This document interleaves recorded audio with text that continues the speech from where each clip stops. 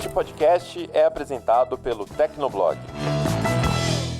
Tanto que a Microsoft recomendou até para os usuários de máquinas virtuais do Windows no Azure reiniciar 15 vezes para resolver o problema da tela azul causado pelo CrowdStrike Falcon, né? Soco pra frente, chute forte, chute fraco, meia isso louca, que eu ia nada falar. disso, né? O que desbloqueia lá, né? Batendo 15 vezes no reset.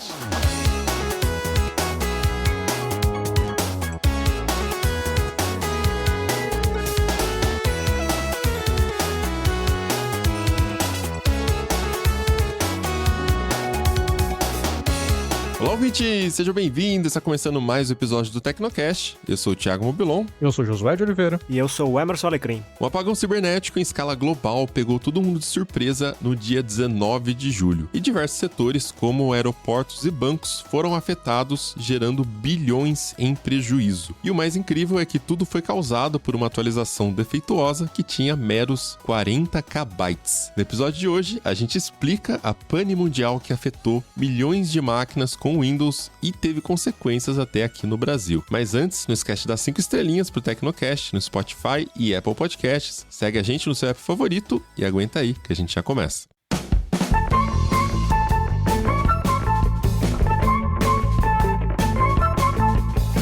E hoje a gente tem um recado para quem é profissional autônomo de TI já ativo no mercado. Você conhece o programa Dell Expert Network? É o programa de relacionamento da Dell Technologies. Com ele, você tem acesso a toda uma estrutura que te ajuda a gerar novos negócios, incluindo um gerente de contas dedicado. E ele vai ser o seu ponto de contato com mais de 400 especialistas da Dell Technologies para te ajudar com as suas demandas. E os membros também recebem acesso a treinamentos e certificações exclusivas, além de um programa de pontos por indicações. Para saber mais, só acessar a página da Dell Technologies em parceria com o TB, olha aí, tecnoblog.net/Dell-Expert-Network. Para facilitar, entra lá na descrição deste episódio, né, que o link vai estar lá, e aí você pode realizar a sua pré-inscrição gratuitamente.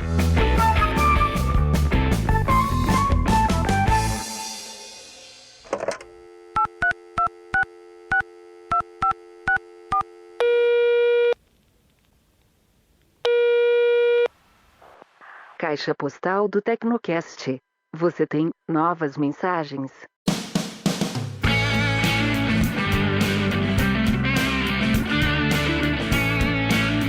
Caixa postal do Tecnocast, se você não quiser acompanhar com a gente, pode pular o episódio para 12 minutos e 11 segundos. Josué, bora lá, qual que é a primeira aí? Hoje nós temos 2 comentários lá do YouTube. O primeiro é da Dara Andrade. Ela tá falando ali ainda sobre aquele assunto do Galaxy Ring e as suas capacidades de avaliar o nosso sono. A gente comentou sobre isso na caixa postal passada também. E ela disse o seguinte: sobre essa questão de monitorar o sono e tal, vi uma matéria essa semana falando sobre um rapaz que teve sua vida salva graças ao app do smartwatch. Após verificar irregularidades nos batimentos cardíacos ou algo assim, ele foi no médico e estava com um princípio de parada cardíaca. Não sei se é verídico, mas deu o que falar. Então, eu não sei qual é a história que ela tem em mente, mas casos como esse de fato existem. Tem alguns que a gente consegue encontrar fazendo pesquisa. Inclusive, a Apple adora enfatizar isso. Eles colocam de vez em quando, até na WWDC, nas apresentações.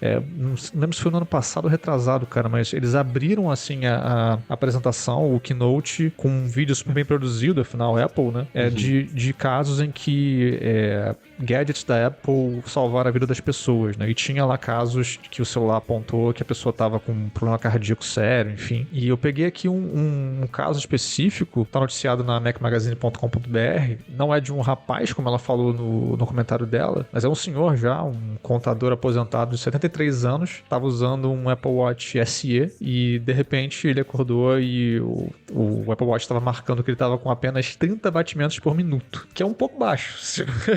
É um pouco baixo. E aí, cara, correu pro hospital e tal, o médico tomou um susto com aquilo e, enfim, basicamente ele teve que colocar um marca-passo. E não apenas ele descobriu que ele estava com um princípio de parada cardíaca, enfim, mas ele descobriu uma condição específica que ele tinha. Ele descobriu uma condição chamada de bloqueio cardíaco completo, que é um fenômeno, basicamente, que gera um mau funcionamento na transmissão de sinais elétricos. Enfim, um troço super específico que, enfim, O ponto é, ele descobriu por causa do smartwatch. Ele teve que ir no hospital e descobriu por causa disso. Então, de fato, esses casos existem.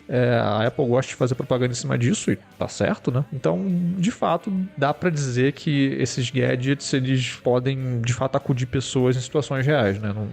Não nos pode afastar essa possibilidade. Sim, bom, a Apple sempre traz exemplos. Teve o NerdPie aqui no Brasil também, né? Ele teve alguma questão que ele foi pro hospital, descobriu lá que ele tava tendo um problema. Eu não lembro agora os nomes exatos das condições, mas ele mandou e-mail pra Apple pra contar a história dele. A Apple também respondeu, enfim. Eu lembro que foi notícia na época. Então eles sempre gostam de ficar exaltando essas virtudes, né? Olha como nossa tecnologia salva vidas. Agora, não tá ligado diretamente à questão do sono, né? Até você falou aqui, né? São exemplos gerais, mas ligado necessariamente ao sono, né? Tipo, mais específico ainda, monitorar o batimento cardíaco enquanto você estava dormindo. O nicho de saúde, de modo geral, né? Que onde eles colocaram aí, no caso, o Smart Ring, né? Então ele chega para ser mais um medidor de taxas, né, de batimentos, enfim, toda aquela coisa também que a gente brincou na gamificação exagerada, passos e tal. Sim. Uhum. Mas é isso, né? Tipo, se for vender como isso, aí beleza. Tipo, acho que você tem de fato um pitch legal. Tipo assim, cara, você vai ter acesso a muitas informações sobre sua saúde que você vai poder, idealmente, levar no profissional, né? Tipo, fazer um acompanhamento.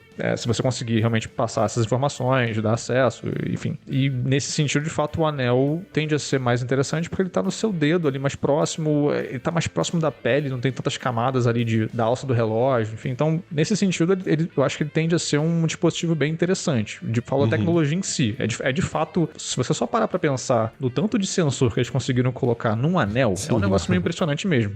É bizarro, assim, que em termos de engenharia e tal. Então, tipo, toda essa galera, muitos parabéns, assim. Não é desmerecendo a tecnologia. Isto posto, é nicho do nicho do nicho, assim.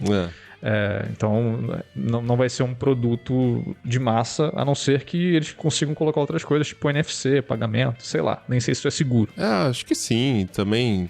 Mas teria que, sei lá, usar alguma forma de biometria, como que usaria num anel, né? Talvez impressão digital, você meio que toca com o dedo assim do lado do anel, ele te autentica, mas ele teria que ter uma resposta também, tipo, dar uma vibrada, enfim, porque no celular você autentica, né? Você bota biometria, ou no caso do iPhone, você usa o Face ID, dá 2 toques, Face ID e paga. Tem que ter alguma forma de autenticar e ter uma resposta pelo anel, porque se eu for ter que pegar o celular pra fazer isso, já perdeu o sentido. E outra coisa também, né? Pra ser nicho do nicho do nicho, também teria que custar um pouco mais barato. Tudo bem que a primeira versão, o início da coisa toda, o primeiro iPhone era caro pra caramba, depois eles baratearam, né? Então, e não tinha quase recurso, parece até, né? Não tem muita coisa, não faz muita coisa, é caro pra caramba, então tem um potencial ali, né? Mas teria que custar, pra mim, como consumidor, eu teria que pagar muito barato no negócio pra fazer sentido ter esse dispositivo. Não faz sentido o valor que tá cobrando, é muito caro pra uma coisa que faz pouquíssimas coisas ainda. Seguindo aqui, o próximo comentário é do Alan Nilson, @AlanNilson, comentou lá no YouTube e diz o seguinte: eu acho que o nome Americanas tem mais peso do que Submarino e Shoptime juntos, tanto pela sua presença digital como pela física, que traz todo um apelo familiar. Afinal, já virou tradição passar nas lojas americanas para comprar chocolates na promoção quando vamos assistir algum filme no cinema do shopping. E outro fator também é que para a classe média / baixa, que não teve tanto acesso à internet no início dos anos 2000, as lojas físicas da Americanas eram o mais próximo que a gente tinha de um marketplace atual. Lembro que eu ia até a loja comprar algum chocolate, saía com um CD do Linkin Park, um DVD Quem nunca? de algum filme, quiçá um livro. Toda essa mistura de produtos me fazia optar sempre por ela, mesmo que fosse para comprar um livro, eu ia lá em vez de uma livraria. Eu ficava fascinado naquelas paredes de DVDs e CDs, justamente naquele período pós-locadoras. Enfim, sempre que estou no shopping, é na Americanas que eu procuro qualquer coisa em primeiro lugar. Acho que não é nem marketplace, né? É meio que loja de tudo tudo aqui, não necessariamente um marketplace. Acho que é isso só em termos da quantidade de coisas diferentes no mesmo lugar, né? É. Se eu comprar chocolate e DVD, realmente tem um alcance grande ali, né? E, cara, eu tenho uma coleção de DVDs ainda, né? E, cara, a grande maioria dos DVDs dessa coleção foram comprados nesse esquema de ir na Americanas e ficar olhando ali o paredão de DVDs. Cara, fiz muito isso, assim, tipo, ido de 2013, 2014. Hoje a esposa, a namorada na época, me dava muitos presentes que ela comprava lá e eu dava pra ela também. Tem uma Americanas específica que me vem à mente quando eu penso Americanas. É Americanas do Plaza Shopping, ali no centro de Niterói, no Rio de Janeiro. Eu penso nessa Americanas em específico. Acho interessante esse comentário porque ele puxa essa coisa das lojas físicas, né? E que o Galileu também falou no episódio passado, como isso se torna, nesse contexto, um ativo importante na mão das lojas americanas, justamente porque a internet virou mato, tem em toda parte, não é diferencial para mais ninguém. Justamente porque lojas físicas você consegue estabelecer essa relação um pouco mais sentimental até. Justamente de você ter aquele hábito, como ele falou, né? Se eu tô no shopping, Americanas eu vou em primeiro lugar. Essa coisa de você ir comprar um chocolate antes. Eu faço isso até hoje, cara. Tipo, quando eu vou no cinema com a esposa, Americanas, comprar um pacote de M&M pra comer na sessão, entendeu? Tipo, é meio que... É padrão, a gente nem pensa mais. Uhum. E essa loja específica da Americanas que eu mencionei, a gente achou estranho quando os DVDs sumiram, saca? Então é engraçado essa coisa da relação que você cria com um lugar físico. Esse é o meu ponto aqui. Então, de fato... Submarinos e Shoptimes não terão isso. E Amazons também não. Óbvio que eles têm outras coisas que a Amazon tem outras coisas que a tornam incrível. Talvez, mas... Entrega no mesmo dia, todas essas coisas, né? Tem seus próprios ativos ali. Mas é engraçado essa relação do físico ainda. Então, quando eu vi esse comentário, eu lembrei dessas experiências e falei, putz, faz realmente sentido, assim, apostar um pouco mais nisso. E é curioso que isso é uma coisa que não é todo mundo que tem. Porque, por exemplo, eu vindo do interior, eu não tenho isso com Americanas, saca? Eu não tinha loja de Americanas no interior, sabe? Eu nem sei se hoje, acho que hoje tem lá no shopping aqui perto de casa, no Tivoli, tem uma loja da Americanas, que também acho que virou metade da loja já, depois das mudanças recentes do mundo, né? Mas eu não tenho esse apego com loja da Americanas, né? Morando por ser uma pessoa do interior. Acho que quem é da capital, São Paulo, Rio de Janeiro, capitais no geral, ou metrópoles, cidades grandes, tipo Campinas, né? Pode estar mais acostumado, pode ter mais essa conexão, porque realmente é uma loja que tem em muitos lugares no Brasil, mas não é pra todo mundo também. Enfim, é isso. Comentários lidos. Bora pra pauta? Bora lá.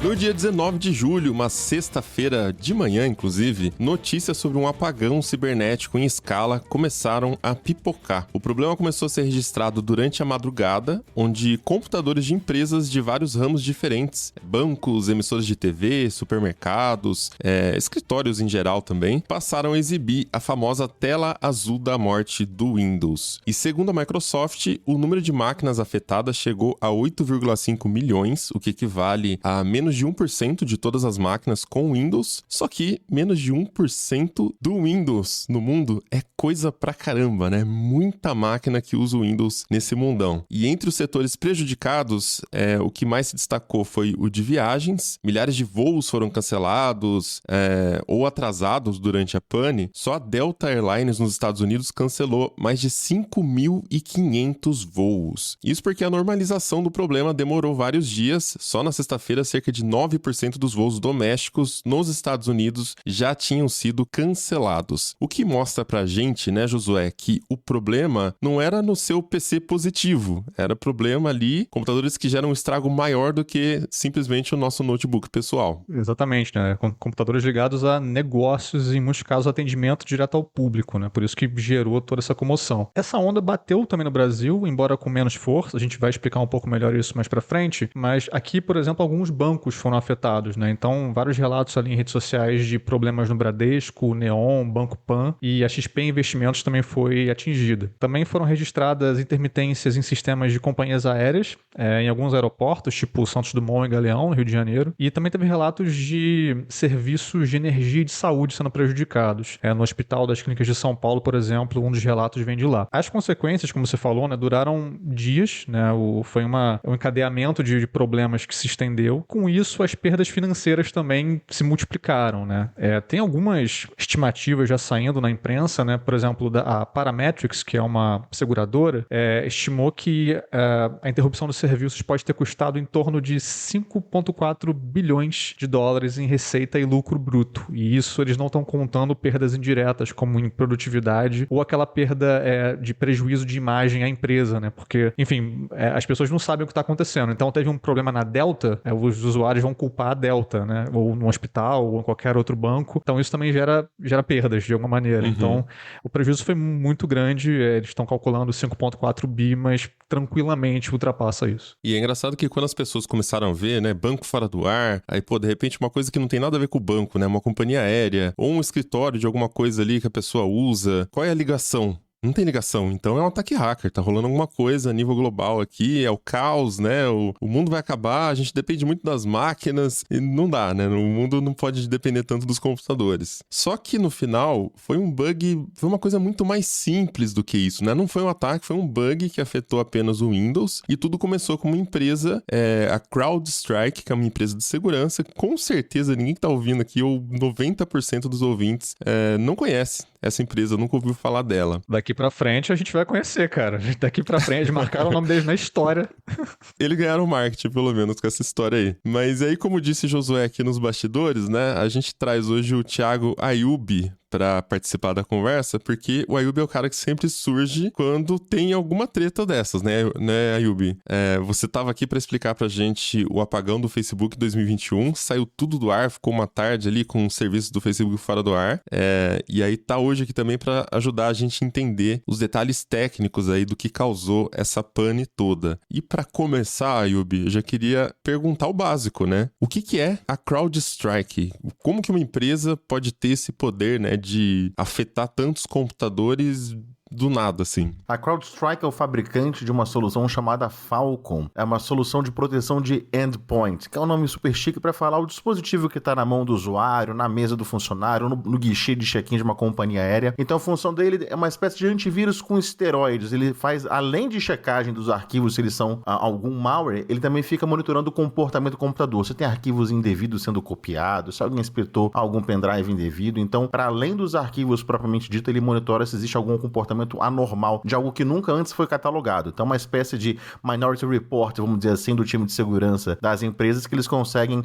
antever, prever quando um incidente está prestes a começar. Então, para poder monitorar, ele tem que estar instalado em todos os computadores que tenham, nesse contexto, o Microsoft Windows. Tem solução para Mac, tem para Linux também, mas o Windows, não só ele é muito prevalente no mercado corporativo, como também ele tem um histórico grande de vulnerabilidades que foram exploradas. Quando a gente olha os incidentes de malware, por exemplo, é muito incomum a gente ver empresas voltadas para Linux ou Mac OS sofrerem com eles, enquanto no ecossistema Windows é uma grande praga. Então, se a gente for parar para pensar, a diferença, a ferramenta é neutra, mas quem utiliza é o bonzinho, ou o mocinho, ou o bandido. Porque se você olhar nos meandros, se ele está monitorando tudo que o computador faz, é mais ou menos o que o malware faz, né? Se ele está vendo que você está copiando de arquivos, trafegando na rede, então é uma espécie de malware do bem. Ele fica tentando se infiltrar como tentáculos em tudo que você faz no computador, mas como quem orquestra ele é um fabricante de cibersegurança, contratado pelo time de TI da empresa, tenta combater. Só que aí, nesse caso, o tiro saiu pela culatra, porque justamente por estar em vários computadores, se uma atualização que foi feita por ele foi destrutiva, como foi o caso, ele destruiu o computador que deveria proteger. É o efeito colateral do remédio que matou o paciente em vez de combater o doente. Sim.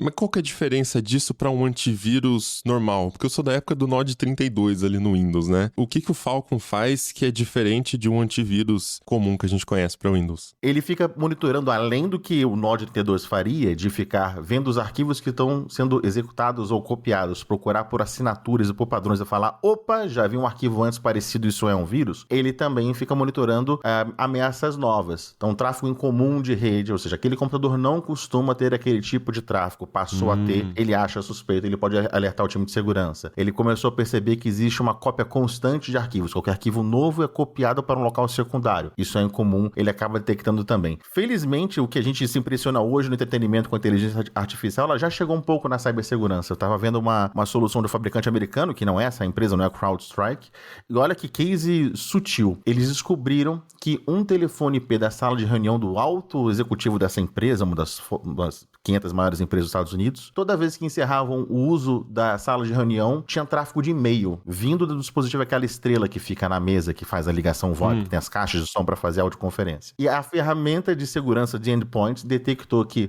poxa, se toda vez que, de todo o parque que a gente tem instalado, que tem esse mesmo produto em várias salas de reunião, somente nessa tem tráfego de e-mail constante, isso apareceu como alerta, veio o profissional de cibersegurança e começou a monitorar, e eles descobriram que um terceirizado que instalou aquele aparelho para audioconferência modificou o firmware daquele dispositivo para gravar as reuniões e mandar pro e-mail dele toda vez que a reunião era acabada. Caraca! E esse cara estava utilizando essa informação privilegiada para agir na bolsa, vendendo ou comprando ações. Caraca, Stonks, da empresa. Exato, ou seja, era um malware previamente conhecido? Não era. Mas o comportamento em comum, ou seja, de todos os equipamentos iguais que a gente tem, somente esse manda e-mail com anexo grande todo dia, isso apitou lá com, opa, comportamento anormal, foi humano checar. Então, é nesse nível de segurança de vulnerabilidades novas, não previamente conhecidas, que esse tipo de solução é capaz de detectar. Então, o que rolou do lado da CrowdStrike era o que rolava normalmente, que são atualizações. E aí, essa atualização específica causou alguma coisa nos computadores com o Windows. O que exatamente a atualização causou? Tipo, ela fez com que o Windows inteiro fosse detectado como uma ameaça? Foi tipo isso? Algo semelhante a isso já aconteceu no passado com outro fabricante, a McAfee. Ele identificou um arquivo executável do Windows, que fazia parte do Windows, isso aconteceu em 2023, como um malware. Ele removia como se fosse um vírus, mas era um executável essencial do Windows, e teve uma pane massiva em várias empresas que utilizavam esse produto de antivírus. Mas nesse caso específico, essa descrição que eu fiz para vocês de como são tentáculos que ficam monitorando tudo que se faz no computador para poder gerar um tipo de alerta de algo incomum, ele precisa ter acesso privilegiado ao que o sistema operacional faz. O sistema operacional é um software especial que é uma espécie de palco, ele dá sustentação a todos os outros aplicativos. Então, o navegador que a gente tem, um editor de texto, um software de edição de vídeo, eles são softwares que são suportados por outro software abaixo desse, e esse sistema operacional é quem faz a intermediação com o hardware, o CPU, a memória, o SSD, o armazenamento, até o movimento do mouse e do teclado passam pelo sistema operacional. Então, ele serve de palco, ele sozinho não faz nada aparente, visível, interessante pra gente, e o núcleo do sistema operacional chama-se kernel, que quem usa Linux está acostumado a ouvir esse nome. Pois bem, para que esse software consiga monitorar com precisão o comportamento dos outros softwares, ele precisa de uma autorização especial do fabricante, no caso a Microsoft, que lhe dá acesso às informações. Então ele não se comporta como um software comum, ele tem uma porta de bastidores, ele entra nos bastidores desse palco e vê tudo que vai entrar no palco, tudo que está armazenado, tudo que está sendo executado para justamente conseguir monitorar. Como eles conseguem criar arquivos junto do Windows como se ele fosse, como um driver, né? Quando a gente instala um dispositivo novo, essa palavra a gente está acostumado a acompanhar ela. Então o próprio sistema operacional lê arquivos criados pelo CrowdStrike. Ele se torna uma espécie de apêndice, uma espécie de quimera que tem arquivos da Microsoft, arquivos da CrowdStrike para ajudá-la a coletar esses dados. Como um dos arquivos estava incorreto, não funcional, quando o próprio Windows, a base desse palco, tentava ler esse arquivo, tela azul. Então, por isso que era uma falha irrecuperável. Se fosse outro tipo de software qualquer, se fosse um driver de uma impressora, o Windows já aprendeu com o passado, isso é um fato interessante, de isolar. Se é um software que não fui eu, Microsoft, que fiz, não confio tanto, então eu vou deixar um pouco isolado. Se ele travar, lamento, pena, mas ele trava sozinho. O sistema operacional continua de pé. Você consegue dar um Alt-Tab, você consegue dar um Ctrl-Alt-Del, fazer todas as operações. Por conta da natureza de estar infiltrado junto ao sistema operacional, justamente para monitorar tudo que faz, fazer o cara crachar de tudo que entra e sai, de input, output. Ele tinha esse acesso especial no kernel, chamado Ring 0, ele roda tão quanto um software feito pela própria Microsoft, e aí ele derrubou o sistema operacional. A falha, esse arquivo, quando era lido, era uma falha irrecuperável, não foi projetado para ser tão seguro assim, o sistema operacional se recuperar. Por isso que a Microsoft tem um pouquinho de parcela de responsabilidade em termos de design. Ela não é autora do bug. Sim. Mas em termos... Tem duas responsabilidades que a gente pode pôr na conta do Papa, da Microsoft, que é de ter esse design, né, de como funciona o sistema operacional, que outros sistemas operacionais não sofrem desses problemas com tanta frequência, e também o fato dela ter autorizado, ela confiou, ela deu essa licença para que a CrowdStrike fizesse alterações dos arquivos tão próximos do sistema operacional, e você tem que dar esse tipo de poder a quem você confia muito. Então, ela não foi capaz de impedir, ou então de exigir alguns procedimentos de segurança e validação que a gente pode entrar mais pra frente. Porque assim, da autorização faz parte. A gente sabe que é preciso ter esse nível de autorização para empresas que trabalham, que desenvolvem essas soluções. É benéfico para a Microsoft porque ela não dá conta também de cuidar desse nível do do ecossistema, vamos falar assim, né? Mas aí, dando esse tipo de autorização, ela já deveria também antecipar que pode acontecer alguma coisa desse tipo e implementar uma medida tipo isso que foi feito com impressoras no passado, drivers, né, no passado, de saber isolar aquilo ali caso esteja dando algum pau, em vez de simplesmente dar a tela azul da morte e aí seu computador fica inútil, né? Não dá pra fazer mais nada. Enfim, mas essa história toda do remédio atacando o paciente, né, que você tava citando, Ayub, me lembrou de um vírus que vinha instalado com Windows, que quem é mais velho vai lembrar, que era o ursinho da pasta Sistema 30, eu tô zoando, tá, gente? Vocês estão esperando que é real, não é? É que viu um e-mail e fala assim, você já viu, procura na sua pasta Windows, tem um ícone de ursinho, apaguem porque é vírus. E a galera apagava, quebrava o computador, tocava nós ir lá arrumar o computador da família, né? A Alecrim já deve ter enfrentado muito isso, né, Alecrim, no laboratório lá que eu trabalhava. Já, cara. Eu trabalhei em laboratório de informática de universidades ali pelo começo dos anos 2000. 2000 até 2003, mais ou menos. Tinha esses boatos que eram muito corriqueiros, e tinha alguns até muito simples e que o pessoal acabava caindo. Por exemplo, você entra lá na pasta, eles falavam assim, entra no DOS e apaga a pasta System32, ou tenta apagar, né? Na época, eu não sei nem se era possível, mas o pessoal fazia uns estragos bem bizarros. Tinha um problema mais grave, que era a questão dos vírus que pegavam essa arquitetura que o Ayub falou, da Microsoft, que é histórica, de dar acessos demais para as profundezas do sistema operacional. Então, por exemplo, como eu falei, era um laboratório de informática. Cada laboratório de informática, a gente tinha uns 10, cada um tinha entre 20 e 50 e 40 computadores. Então, você botava ali por cima 300 máquinas, pelo menos. E você tinha uma situação que, por exemplo, entrava um vírus, que nem aquele Sacer, ou I Love You, e esses vírus se espalhavam muito rapidamente. Então, você estava ali arrumando uma máquina, aí você ia arrumar outra, e de repente aquela primeira que você tinha apagado o vírus volta a ser contaminada. Era uma coisa dramática, assim. É interessante a gente fazer um comparativo com essa situação agora da CrowdStrike, que, assim, essa coisa de acesso, um acesso profundo ao sistema é meio que uma faca de dois gumes, né? Porque, de um lado, você efetivamente precisa desse tipo de acesso para conseguir oferecer um serviço satisfatório. Por outro lado, qualquer coisinha que saia errado ali vai ter um estrago grande. Eu fico me perguntando se alguém na Microsoft, ou então empresas de segurança em modo geral, já não se perguntaram se uma coisa como a CrowdStrike, como esse apagão, não poderia ter acontecido antes, sabe? Porque se você analisar cenários, a gente encontra algumas pistas de que isso poderia ter acontecido. Então, por exemplo, depois que eu parei de trabalhar em faculdade, eu fui trabalhar numa empresa de consultoria chamada KPMG, e a parte de TI, eles tinham uns procedimentos que eram bem interessantes. Por exemplo, tinha uma coisa chamada, eu não sei se o nome hoje é esse, mas na época era homologação. O que era esse processo? Eu vou atualizar um parque de máquinas, beleza. Eu vou pegar algumas máquinas, uma amostra, vou aplicar a atualização. Se tiver tudo funcionando bem, eu aplico para as próximas. Então tinha esse procedimento. Agora, eu entendo que esse tipo de rotina, acho que ainda faz parte das empresas, mas talvez por essa coisa, essa necessidade de tudo acontecer muito rapidamente, você não poder paralisar sistemas, você não ter aquela pausa de manutenção, obriga os caras a fazerem meio que uma vista grossa sobre isso. E às vezes tem outros problemas, né? Pode ser, por exemplo, que uma empresa não tem equipe de TI suficiente para esse tipo de trabalho. Então, são nuances que vão sendo puxadas, né?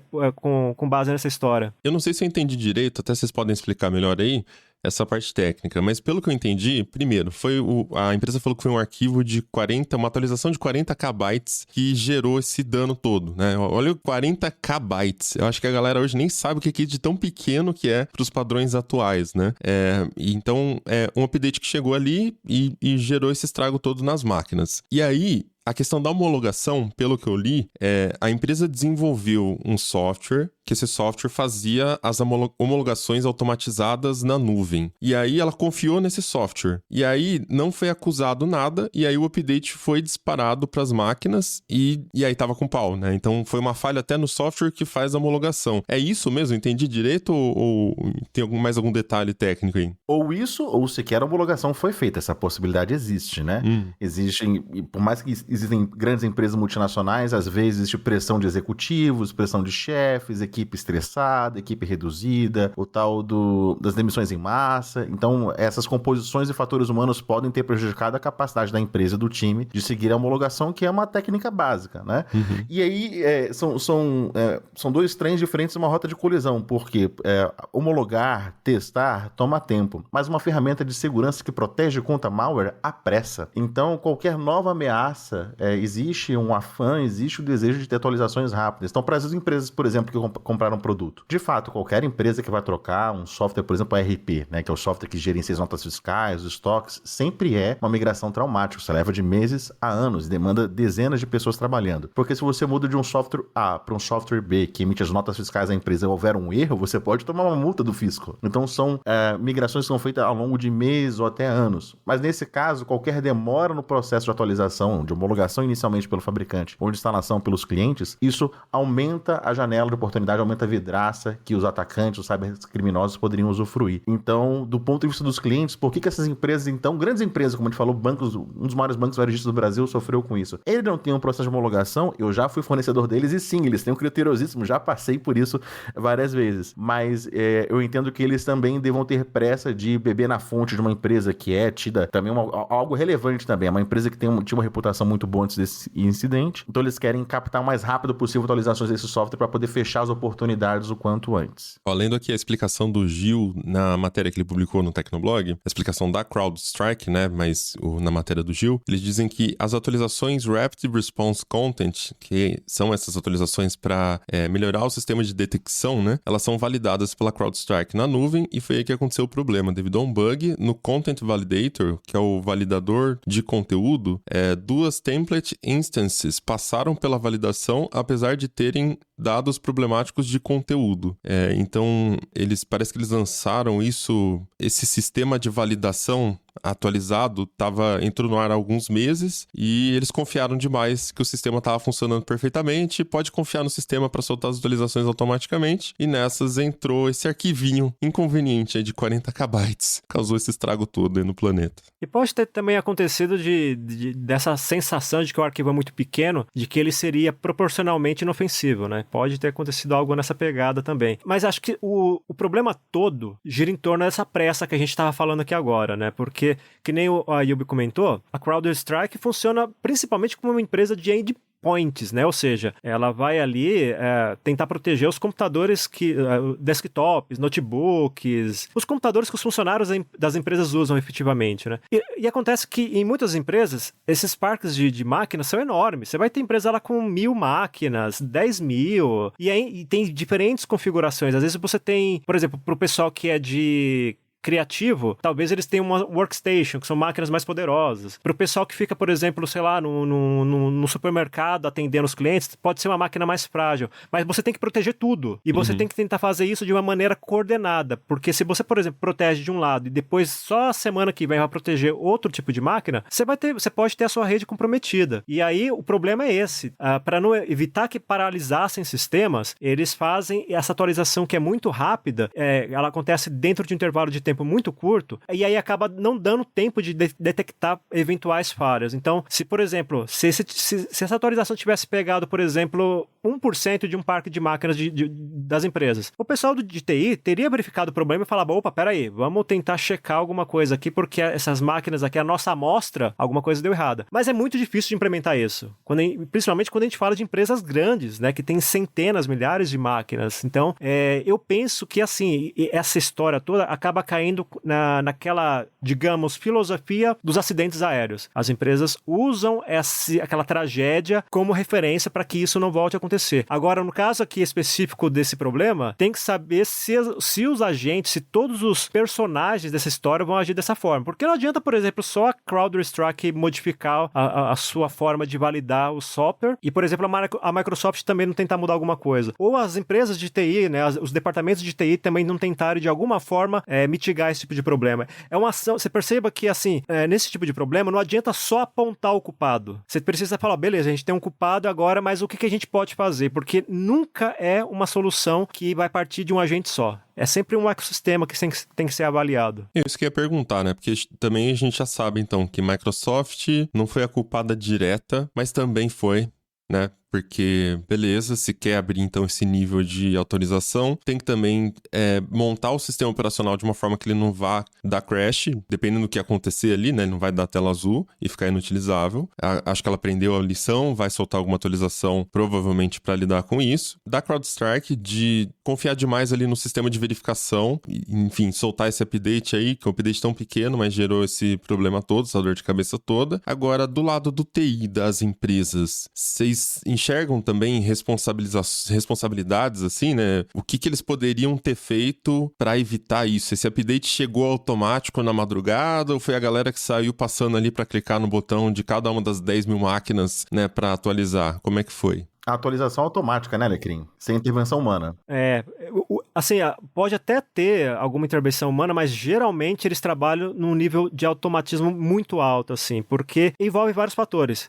Você precisa, que nem eu falei, deixar o sistema disponível ou diminuir ao máximo o tempo que ele fica indisponível. Você precisa ter equipes preparadas para lidar com isso, mas muitas vezes não tem. E fora que a gente está falando de um problema que aconteceu com o setor de TI, mas os setores de TI, eles têm vários no dia a dia para enfrentar. Algum sistema que precisa ser atualizado e o pessoal não está conseguindo dar conta. Às vezes, você está tendo uma troca de sistema, que nem o Ayub falou aqui agora há pouco. Você tem várias questões e muitas vezes o pessoal não consegue parar para pensar melhor sobre aquele tipo de problema, entendeu? A tia que tá tentando colocar uma fórmula no Excel e vai lá alugar o TI também, né, para ensinar.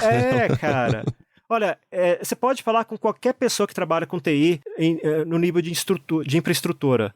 Desde o cara que é suporte técnico até um engenheiro de redes, por exemplo. Cara, assim, é pauleira esse ambiente de TI. Porque a gente tende a pensar que é assim, beleza, eu construí aqui a minha rede, implementei meu sistema e agora tá tudo certo, vai funcionar como se fosse uma casa que eu acabei de construir e a obra terminou. Não é assim. A gente precisa, quando eu falo, é o setor de TI como um todo, observar o que acontece ao nosso redor e bolar estratégias de prevenção. Porque quando a gente fala de prevenção, não é que a gente vai efetivamente evitar que um problema aconteça, mas também vai, se um problema acontecer, a gente vai conseguir reagir rápido àquele problema e evitar que o estrago seja maior. Por exemplo, a gente viu aí que esse problema afetou máquinas Windows. Será que de repente não seria o caso de ter um sistema secundário baseado em outro sistema operacional? Tem ali, ele funciona de reserva. Por exemplo, eu posso ter, vamos supor que eu sou uma empresa que vende passagens de ônibus, aí eu tenho meu sisteminha lá no guichê. Será que se eu colocar um sistema web como reserva para quando o sistema principal sair, será que não seria uma alternativa? Então a gente tem que pensar em todos os cenários, sabe? O sistema web não resolveria, porque o computador não tá funcionando, você não consegue logar. Não, mas isso que eu falo, um sistema alternativo, uma forma alternativa de você, um backup, algo, sabe, algo que você vai usar só quando aquela solução principal não tá funcionando. Isso também, desculpa interromper, mas isso também não significa o dobro do custo para a empresa? Exato, esse é o problema. Tem custo de funcionário, tem custo de implementação do sistema, de atualização. Se for uma solução interna, tem custo de desenvolvimento, tem vários fatores. Então, o que eu falo é que assim, que o setor de TI precisa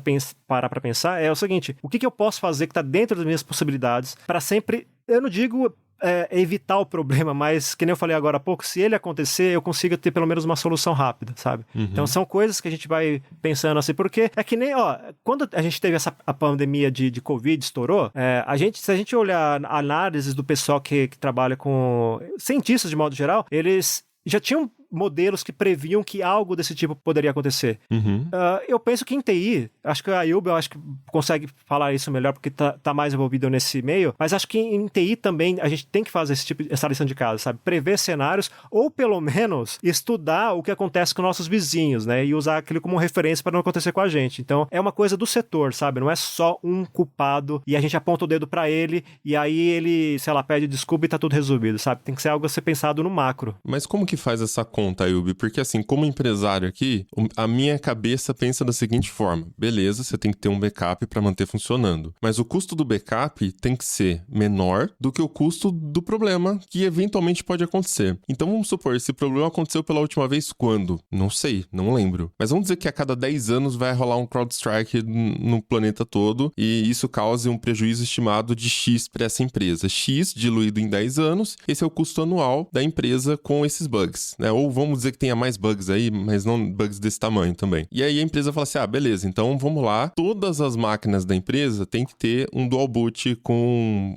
um Linux levinho que tem acesso à interface web. Porque da interface web você desenvolve uma só, não precisa desenvolver para Windows e para Linux. A interface web funciona em qualquer lugar. Então, beleza, vamos ter um Ubuntu, alguma coisa básica ali, só com um navegador que deu pau no Windows, Dual Boot, entra no Ubuntu, continua rodando. Tá, beleza. Quanto que isso vai custar para a empresa? Mais HD para começar, porque não sei, né, quanto que tem de espaço ali em todas as máquinas, em todos os terminais. Mais especialização, talvez? É uma coisa básica instalar Dual Boot, vai, em 2024, pelo menos. Já tô esquecendo até o ano. Mas quando comecei ali com CD ainda, que você pedia pela internet, já dava um pouco mais de trabalho, né? Hoje é bem mais fácil. Enfim, mas você entende, cada coisinha que vai ocupar um pouquinho mais de tempo ou que exija uma especialidade, vai ter um custo que a empresa vai jogar ali o custo anual e, pô, se essa pane acontece cada 10 anos e custa menos do que vai custar para mim manter esse backup, deixa dar pau, né? Não faz sentido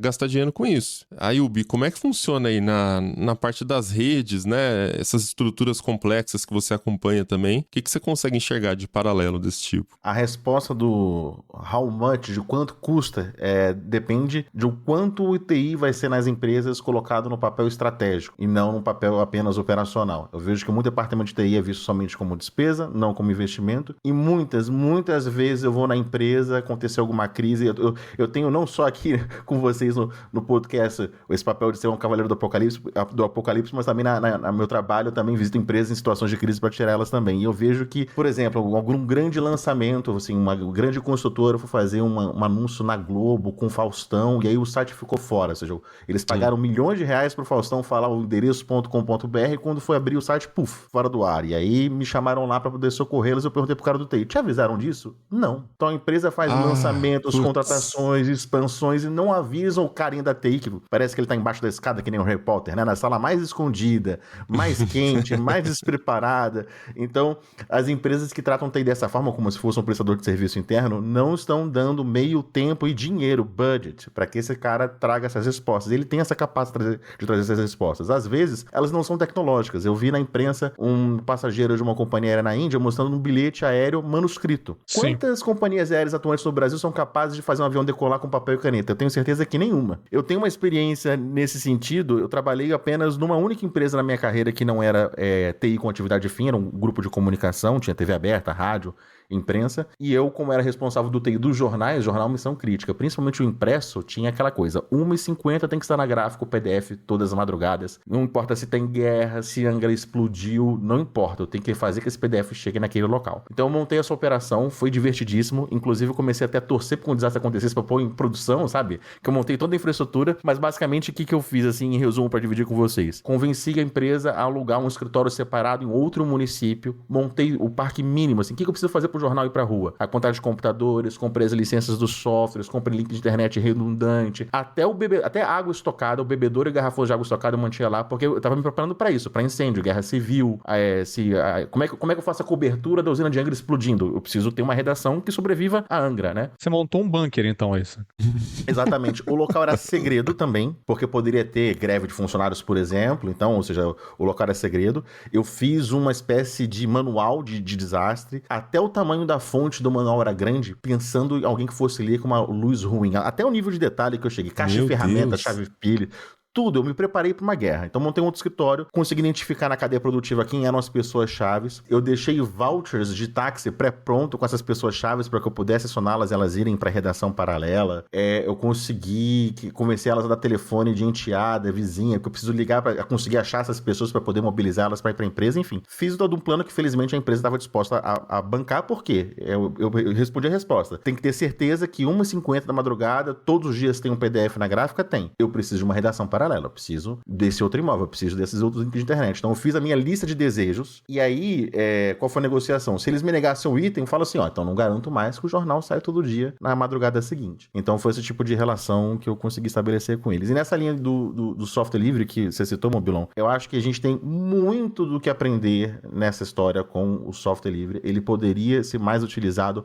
poupar essas empresas em grande parte desse dor e sofrimento. Ele poderia ser alvo dessa vulnerabilidade vulnerabilidade desse crash? Poderia. Tanto é que ele já aconteceu no passado. A própria CrowdStrike para máquinas Linux, ela provocou um defeito semelhante no passado. Ou seja, uma empresa reincidente. Essa autorização que a Microsoft dá para ela precisa ser reavaliada. Essa resposta tem que sair da Microsoft. É reincidente. A própria mesma empresa, com outro sistema operacional, já provocou uma falha semelhante. Mas eu vejo, eu adoto nas empresas que eu trabalho, ou seja, onde eu trabalho até o pessoal do financeiro utiliza Linux, a gente dá suporte para todo mundo para Linux. Como o código-fonte é aberto, você tem uma liberdade de fabricante. Então, poderia me dar ao luxo de, assim, não confio mais na Microsoft, tudo bem, o software continua instalado, mas uma outra empresa que me dá suporte, uma outra empresa que eu fazia as correções.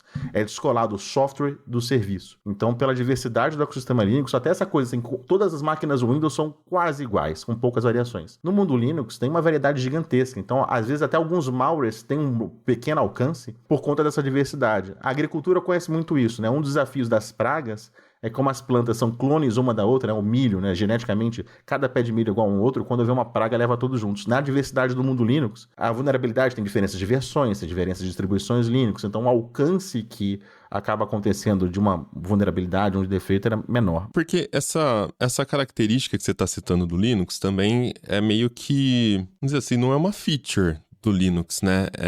É assim por consequência de não ser tão adotado. E se ele fosse tão adotado para computador, né, para o end user, usuário final, provavelmente existiria algum modelo, alguma versão, alguma distro preferencial que seria adotado em massa. E também vem a questão da vulnerabilidade. Galera que fala, não, mas usa macOS, usa Linux, que é baseado em Unix, e aí você não pega vírus, aí você não tem vulnerabilidade. Não, nenhum sistema é invulnerável, começa por aí. O Windows, ele é um dilema ovo e galinha, né? O Windows, ele é mais vulnerável também porque ele é mais explorado. Tem mais interesse em atacar o Windows porque a grana vai vir dali, né? Você vai ter... nesse caso não foi nenhum ataque, né? Foi um bug, mas caso seja questão de ataque, o Windows ele sofre mais porque ele vai dar mais lucro para quem tá fazendo malware, para quem tá tentando ali ganhar uma grana com isso, né? Porque ele é o mais popular, e aí isso acaba virando uma fraqueza dele, mas ao mesmo tempo é isso que torna o produto tão bom. Mas será que ele ainda é mais popular? Quem que usa Linux? A Meta, o Google, o Netflix, a Amazon, ou seja, tudo o que a gente chama de nuvem, tudo que tem do outro lado da tela de um aplicativo de smartphone acaba sendo servidor Linux. Se eu tiver uma vulnerabilidade, um vírus que pega o Linux, eu pego todo mundo junto. Eu poderia ter, imagina um malware que invadisse os servidores da Meta. A Meta não criptografa as direct messages do Instagram. Eu poderia roubar todas as mensagens privadas do Instagram. O pote de ouro hoje está maior nas máquinas que rodam Linux, né, o Banco do Brasil, a Caixa Econômica Federal, do que na ponta, né? Se a gente for olhar para esse incidente, o que quer efetuar? A máquina do check-in do aeroporto falhou, mas onde está o banco de dados? Onde está o filé mignon dessa história? Hoje a gente encontra mais tudo que está ligado à internet em máquinas Linux. Mas entendo que pode ter, sei lá, uma concentração maior, mas também é mais difícil de você penetrar. Agora, quando você está falando de usuário comum, minha avó, minha tia, né? Pessoas comuns que não têm tanto conhecimento, que são mais suscetíveis a cair num phishing, o atacante ali, o hacker, sei lá como a gente pode chamar, ele tem muito mais vantagem em tirar 50, 100, bananá de uma galera gigantesca e sair ileso, ninguém vai saber quem que distribuiu, quem que pegou, pra onde que foi aquele dinheiro, do que você tentar invadir uma companhia multibilionária americana que tem lá suas barreiras e barreiras de proteção e que também a polícia vai estar de olho pra rastrear, pra encontrar quem é o responsável, né? Então eu acho que tem também esse ponto, né? Beleza, tem mais informação ali, tem mais dinheiro ali, mas você não sai ileso, não adianta nada roubar e ser preso também, né? Não tem vantagem nisso. Concordo, mas ainda assim, em design, ele sai ganhando na frente. Aí eu vou te dar 2 exemplos. Nessas máquinas que são apenas um terminal que faz uma aplicação específica, agente de check-in, um operador de call center, no Linux a gente tem um sistema chamado LTSP, em que o computador individualmente não tem um software instalado, ele é só uma tela para remotamente um servidor central roda essa aplicação. Então o computador que está na mesa do usuário, ele não é importante, ele pode queimar, ser trocado por um outro, porque todos os arquivos, tudo que aparece na tela é apenas um terminal remoto constante para o que está no servidor. Esse design seria mais robusto no caso do check-in de aeroporto, por exemplo. E outro, que aí eu coloco como uma diferença grande de design, eu vou pegar um produto, tem outro produto mais famoso que faz isso, mas tem um produto que é um patinho feio, que é o Chrome OS, que é um sistema operacional que a Google fez, que está no Chromebook, que são dispositivos, eu tenho alguns deles aqui em casa, um processador Celeron com 4 GB de RAM, ou seja, é bem fraquinho o hardware, e olha que eu uso isso todos os dias, o Linux é robusto nesse tipo de cenário, mas enfim, que ele seria diferente? Então vamos pensar nas pessoas mais idosas, os usuários mais leigos, que tem um Chromebook que é feito para esse público mesmo, né? Um dispositivo que ele nada mais abre do que o browser, né? Nesse ecossistema Linux, o mundo Linux permite algo que o Google colocou no Chrome OS, que é Update A/B. O que acontece? Quando você tem qualquer atualização do sistema, você está na versão A dele, ele vai fazer uma cópia, uma versão B com essa atualização. Quando você reinicia, qualquer defeito com esse estado B, ele, tá instável, ele volta para o A. Se essa técnica de update A/B fosse possível no ambiente Windows, esse desastre seria resolvido com um mero reboot. Por que eu escolhi o Chrome OS para poder dar como exemplo dessa técnica? Porque é um software que é uma base de usuários pequena, gera pouquíssima receita. Eu estou trazendo isso como uma evidência de como não é difícil fazer isso com Linux. Tem um outro cara que faz isso muito bem, que é o Android. O Android funciona dessa forma. Se você baixa uma versão OTA, né, over the air, que ela destrói o telefone, ele consegue fazer o rollback, ele volta uma casinha para trás no tabuleiro e volta ao estado anterior. Esse tipo de atualização no mundo Linux é trivial, como eu dei o exemplo de um produto patinho feio que tem isso. Mas no mundo Windows, imagina, se tem bilhões de dólares que dependem dessas máquinas, por que não ter esse tipo de técnica? Por conta de design da historicidade, é um software antigo, difícil de ser mantido. Eu tenho certeza que o pessoal da Microsoft sabe utilizar isso, até porque hoje eles utilizam muito Linux, por conta da Azure, da nuvem, eles têm cada vez mais contato com Linux. Mas pegar um software que é um código-fonte histórico, com uma série de exigências, e transformar nessa lógica nova que o macOS consegue surfar, para eles é uma situação difícil. O macOS, inclusive, que conseguiu tirar os paradar para força. Teve aquela diferença, transição do macOS 9 por 10. Ele jogou o passado todo fora, o que era compatível com o passado não é com o novo. Então eles conseguiram rejuvenescer o software deles. E o Linux vem sendo rejuvenescido ao longo do tempo, enquanto o Windows tem mais laços que ele não consegue fazer. Mas é aí que tá, né? Conseguiu porque não tinha tanta gente usando, não tinha tanta dificuldade de você fazer essa troca, né? Realmente... eu tô dizendo isso não para defender o Windows, nem nada disso, né? Até porque dia falam que eu sou fã de Apple, depois agora fã de não sei do que, então...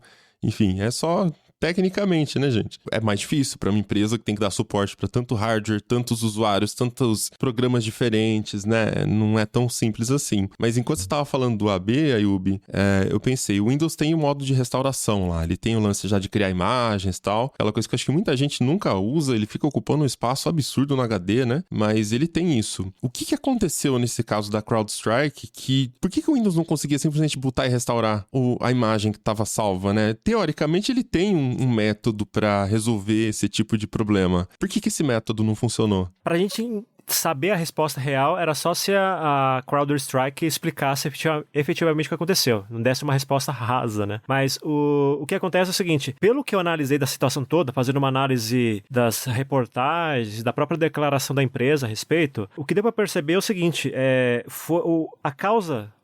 o gatilho desse problema foi a confiança.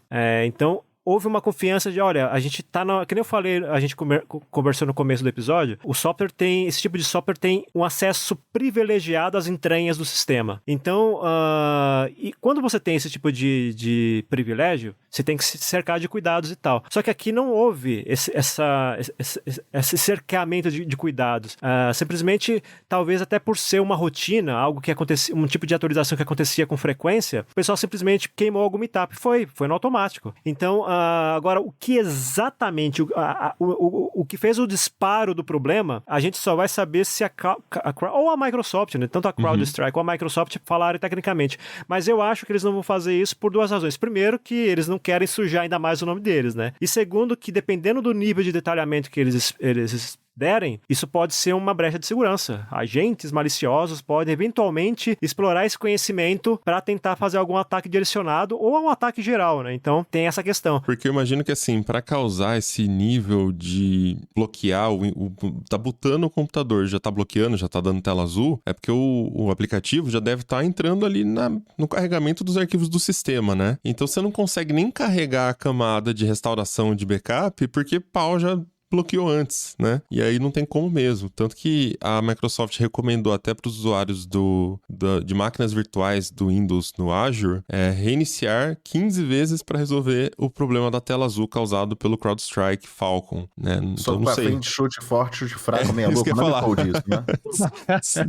O que desbloqueia lá, né? Batendo 15 vezes no reset. E às vezes a própria capacidade do sistema operacional de se recuperar pode ser deficiente, que nem a Yubi está falando agora. O Windows, mesmo o Windows 11, ele é baseado numa estrutura de software antiga. Então, por exemplo, eu lembro de uma vez que eu estava fazendo uma instalação de uma atualização de driver no Windows 10 e assim, eu instalei o driver baixado diretamente do site do fabricante, não foi pelo Windows Update, fiz a instalação, a máquina reiniciou e deu erro. Aí o sistema operacional deu uma mensagem de erro lá que ele estava fazendo uma recuperação. Aí a recuperação envolvia reiniciar a máquina novamente. Aí ele reiniciava e dava mensagem de erro, ficou num looping. Quer dizer, a ferramenta de recuperação do Windows falhou. Apesar de ser um problema relativamente fácil, porque quando é questão de driver, você pode entrar em modo de segurança lá, remover o driver defeituoso, para quem pelo menos tem conhecimento para isso, e você consegue restaurar o sistema com relativa facilidade. Agora, se essa ferramenta de recuperação falha também, e entra nesse looping que eu expliquei, cara, você vai ter que, sei lá, formatar a máquina, ou tentar usar um software de terceiro para recuperar, enfim, você entra numa bola de neve que você pensa, nossa, cara, mas precisava mesmo chegar nesse ponto? Mas entra nessa questão da estrutura do sistema, né? Porque até o Windows 11 e futuramente o Windows 12, se é que ele vai ter esse nome, cara, ele ainda vai ter uma estrutura muito antiga. Prova disso é que, assim, para quem vai acompanhando as atualizações constantes do Windows 10 e do Windows 11, você vai perceber, por exemplo, que, sei lá, o Windows 11 tem uma interface totalmente nova. Aí você vai entrar em algum detalhezinho lá no interior do sistema, de repente alguma configuração de alguma coisa, e ele tá com uma interface antiga. Parece 95, sei lá. Exato, cara. É como se fosse assim, não, a gente vai reformando um prédio, a gente vai reformando os andares principais e depois vai fazendo o resto. É mais ou menos isso. Reformar a fachada, né? Mas a hora que você vai entrando, a hora que você chega na lavanderinha, ainda tá tudo velho, tudo mofado, né? É meio que isso. Pois é. Isso que você falou da ferramenta de recuperação dando problema, o que você precisa para resolver o problema? Da ferramenta de recuperação. Aí você não consegue sair desse looping. Isso me lembra uma vez... Umas vezes já aconteceu isso, foi momentos rápidos assim, mas eu sempre rio quando acontece, sei lá, computadores mais antigos, que, pô, algum programa travou, e aí eu vou lá e dou Ctrl Alt Del, porque eu preciso finalizar aquela tarefa. E aí o gerenciador de tarefas trava também. O gerenciador de tarefas não está respondendo. E eu fico assim, meu Deus, o ser humano é tão frágil, não é mesmo? O que eu faço agora? Não tem o que fazer. Eu vou ficar filosofando aqui sobre a fragilidade da vida, saca?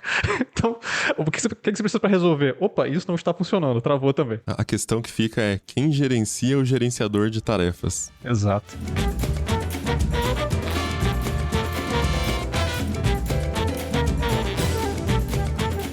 Falando agora sobre o que acontece depois do estrago, acho que tá todo mundo se perguntando beleza, quais são as obrigações da CrowdStrike para com todas as pessoas, todos os negócios que foram afetados? A gente viu, eu falei dessas estimativas de bilhões e bilhões de dólares de prejuízo. Até, a gente tá gravando na sexta-feira, uma semana depois da pane, e até ontem, se eu não tô enganado, se bobear até hoje mesmo, ainda tá tendo problema, por exemplo, na Delta, de voo cancelado, voo atrasado. Então, as consequências se estendem, se escalam. E no meio disso tudo, a comunicação da CrowdStrike em relação a todo o problema foi, digamos, bastante objetiva, não falaram muita coisa, foram econômicos na comunicação deles, vamos colocar assim. Também não falaram de nenhuma forma de compensação, seja ela qual for, né?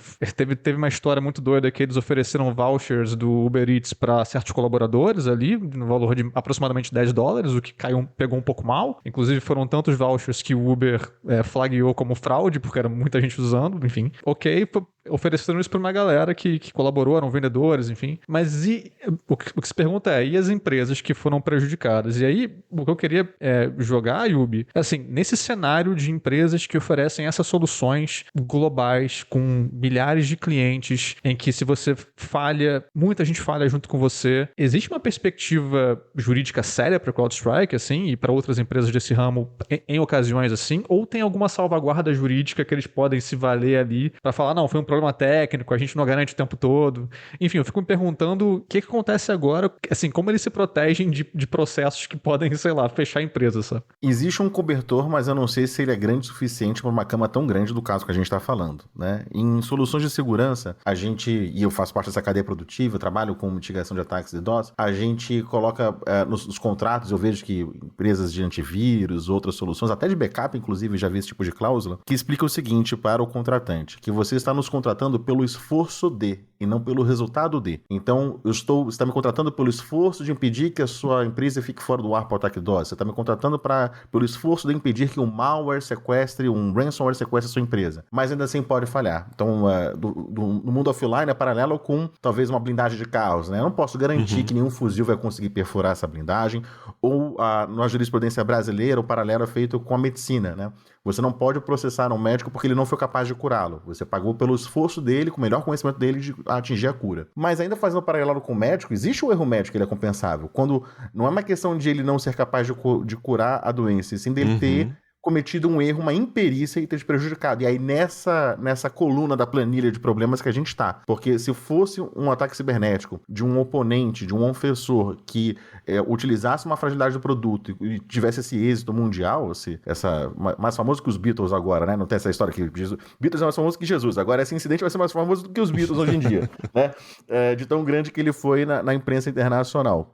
Então nesse caso a gente está diante de uma imperícia. Não foi um atacante, não foi um malware, não foi um robô, foi de fato um procedimento interno da empresa que não foi capaz de identificar que a homologação deu bandeira verde para algo que deveria ser bandeira vermelha. Então, eu entendo pelo tamanho do prejuízo que as empresas afetadas vão testar essa tese no tribunal de imperícia e não de essa cláusula assim, você me contrata pelo esforço de tentar fazê-lo mais seguro, não talvez sustente essa tese. Então, vai ser um reality show interessante de acompanhar nos tribunais e os diversos tribunais pelo mundo vão interpretar de forma diferente. Muito embora nos contratos quase sempre tenham de forma repetitiva, redundante, em caixa alta, não há garantias, o software entrega as it is, como se encontra. Então vamos ver o que vai interpretar cada juiz diante dessa arguição, mas eu vejo que há um risco sim significativo para a empresa nessa alegação da imperícia, de não foi um agente externo, não foi um motivo de força maior que causou o problema. Eu penso que em termos mercadológicos, eu acho que pelo menos por um tempo a empresa ela pode ter, digamos, enfrentar uma resistência, né, de novos clientes, né, em adotar soluções dela. Até porque um dos pilares de quando você tem um problema dessa magnitude é ter um departamento de vai dar merda, deu merda, né? Ou seja, tem que ter ali alguém que tome decisões rápidas, mas ao mesmo tempo com cabeça fria. Porque o que for decidido ali pode servir de referência para o que vai acontecer no futuro próximo. Então, por exemplo, a gente estava vendo aí que até o momento a CrowdStrike não fez uma declaração que seja convincente, sabe? Ela explicou o problema ali, meio que tentou, sei lá, talvez, pelo menos a impressão que eu tive é de que ela tentou mostrar que o problema não era tão grande quanto foi, assim, sabe? Tentando mostrar, não foi nada, foi uma coisinha aqui. Arranhando o joelho, passou. Sabe? Tá tipo ali soprando o machucado, mas o machucado tá ali ainda, sabe? 5,5 bi de prejuízo, não é nada, né, gente? Nada, 8,5 milhões de máquinas. Mas aí você pensa, cara, eu tenho uma empresa, eu sou diretor de TI de uma empresa. Eu vou pensar 2 vezes depois de contratar uma empresa como essa, né? Eu vou, de repente, tentar, de repente... Porque, assim, uma coisa que até o Ayub pode confirmar depois é que, assim, é muito comum que as empresas, os profissionais de TIs, eles têm uma rede de contatos ali. Então, muitas vezes eles compartilham experiências. Olha, será que é legal adotar essa solução aqui? Como é que foi para você? Como é que foi para sua empresa? Então, essa coisa de bastidores rola forte. Pode ter uma implicação direta para a CrowdStrike em termos de participação de mercado. Por enquanto, o que a gente viu foi uma desvalorização de ações, né? Mas, cara, no longo prazo, se a empresa não tomar uma atitude, falar, olha, a gente vai mudar nossos processos, nós vamos, a partir de agora, ter uma relação mais profunda com a Microsoft, etc. Se não tiver nenhuma iniciativa nesse sentido, eu sei lá, ela pode ter alguns problemas aí na sua base de clientes, né? Vamos ver. Você falou também, Alecrim, de algo que faz um link total com essa etapa que a gente está do papo, que é a confiança. Por que essa empresa tem esse grau de confiança tão grande e também tem a ver do porquê ela não ser tão popular nas empresas brasileiras? Existe algo chamado Quadrante Mágico do Gartner, que é uma consultoria internacional que ela faz uma espécie de ranking das soluções de diversas áreas, inclusive de segurança. Seria mais próximo que a gente tem no Guia Michelin, não tem o guia de restaurantes, quais são os estrelados, o mundial. Então os restaurantes que estão nessa lista ficam caros do dia para a noite quando eles entram na lista. Então, naturalmente, essa solução da CrowdStrike, ela figurava no topo dessa lista. Então seria o restaurante mais premiado do Guia Michelin comparado com esse guia da consultoria. Isso naturalmente naturalmente dava oportunidade para eles de cobrar o preço que quisessem. Então, por isso que são essas grandes empresas das top 500, assim, 500 maiores empresas. Então, por isso que no Brasil, por conta do câmbio desfavorável, a gente tem pouquíssimas empresas, somente aquelas que realmente precisam muito desse nível de segurança. Os bancos que a gente falou no início e algumas companhias aéreas brasileiras têm. Eles, se não me fala a memória, o poder público, o STF brasileiro também foi um dos afetados, né? Na esfera pública, acho que só o STF tinha licenças desse produto. Então, ou seja, ele ocupava o posto de maior confiança dada por um terceiro, né? E, naturalmente, ele tem que ser demovido desse posto, senão até o próprio ranking perde o sentido dele. Até por ser recorrente também. Reincidente, exato. Então, só o mero fato de sair desse ranking já prejudica muito a capacidade deles de vendas, que não justifica mais o preço que eles cobravam antes, e algumas empresas se pautam fielmente pelo ranking. Só posso comprar soluções que estejam nesse ranking de melhores soluções do mercado. Então isso explica um pouco do porquê o impacto no Brasil foi pequeno, não é porque falta máquina Windows aqui, muito pelo contrário, mas também do custo ser proibitivo. O custo é proibitivo justamente por eles ocuparem esse era o topo, não era que eles estavam no ranking, era o primeiro local de soluções de segurança de endpoint, era CrowdStrike Falcon, de acordo com a consultoria Gartner no relatório, na última edição que eles emitiram. Então, se por si só na nossa rádio peão aqui do mercado, poxa, não confia nessa solução desses caras não, só demover do posto desse ranking vai gerar um impacto, mas aí vai ser algo interessante de se ver, porque justamente essas grandes empresas são grandes transatlânticos, ele trocar o fabricante da solução, às vezes até por de graça, olha, mas é tão difícil de em todas as máquinas, uma a uma, trocar a solução, então pode ser alguns que estejam casados sem direito com divórcio com esse tipo de solução, mas naturalmente vão utilizar o poder deles como compradores grandes para exigir, talvez, aí sim, um relatório mais detalhado, uma lista de promessas de como evitar que isso aconteça, de que a gente, no público geral, não tem acesso. E é um cenário interessante porque esse tipo de software de segurança quase sempre é visto como um mal necessário, né? Ninguém quer, de fato, ter um negócio desse. Primeiro, pelas despesas, né? Segundo que, dependendo da forma como esses softwares são implementados, eles podem ter ali um impacto no desempenho do sistema, né? Então, tem vários fatores que precisam ser analisados. Mas entra nisso que a Yubi falou, né? Ah, beleza, já não estou satisfeito com o serviço de vocês, vou trocar. Mas a que custo, né? E porque o custo pode ser não só financeiro, que é o principal, mas também do risco da empresa ficar sem sistema por algum período de tempo. Tem custos com treinamento, enfim, né? Então, é uma questão que a gente vai conseguir analisar só daqui a uns meses mesmo, né? Algumas semanas, pelo menos.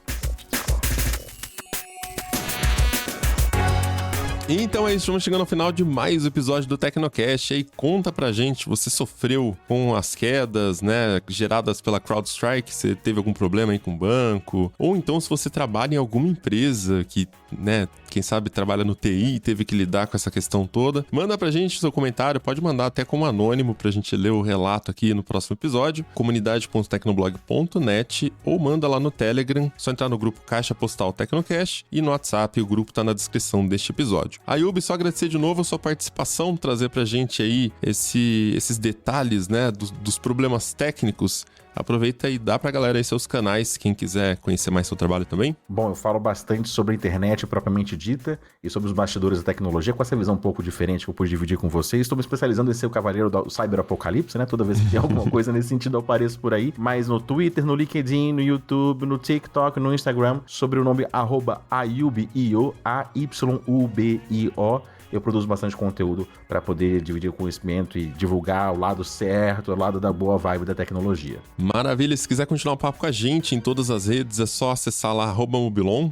Josué de Olive com o V mudo no final. E @ealecrim. Esse Tecnocast vai ficando por aqui e voltamos com outro semana que vem. Até lá. Tchau, pessoal. Tchau. Falou.